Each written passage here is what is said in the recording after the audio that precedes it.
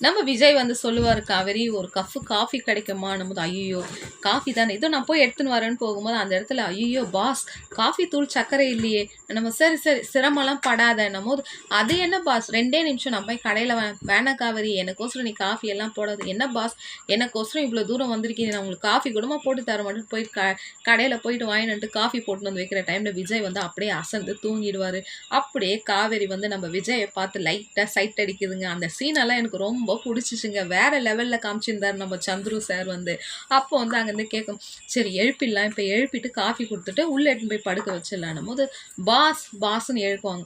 ஏஞ்ச உடனே விஜய் எடுத்து காஃபி குடிச்ச உடனே, அப்பா இந்த மாதிரி தூக்கம் டெய்லியே வந்தா எப்படி இருக்கும் ஆன்ட்டு காஃபி சாப்பிட்டு, என்ன இன்னைக்கு காஃபி ரொம்ப டிஃப்ரெண்ட்டா இருக்கேன்னும் போது, ஏன்னா காவேரி வந்து காதல கலந்து அந்த காஃபியில போட்டிருக்கேன். அதால வந்து எப்பவுமே வந்து ஹஸ்பண்ட் ஒய்ஃப் சண்டை போடும்போது, அந்த சமைக்கிற சமையலும் சரி, காஃபியும் சரி, ரொம்ப எக்ஸ்ட்ரா அன்புல குடுக்கும்போது, அது ரொம்ப சுவையா தான் இருக்கும். அப்போ விஜய் சொல்லுவாரு, "இல்ல, இல்ல இன்னைக்கு இந்த காஃபில ஏதோ பெஸ்ட் பாஸ் ரொம்பலாம் ஹெவியாலாம் பாராட்டிங்க. இது லோக்கல் காஃபி தூள் தான். நம்ம ஊருக்கு போம்போது வேணா நம்ம வாங்கின்னு போலான்ட்டு." காவேரி வந்து விஜய் கிட்ட சொல்லுங்க. லைக் பண்ணுங்க, கமெண்ட் பண்ணுங்க ஃப்ரெண்ட்ஸ்.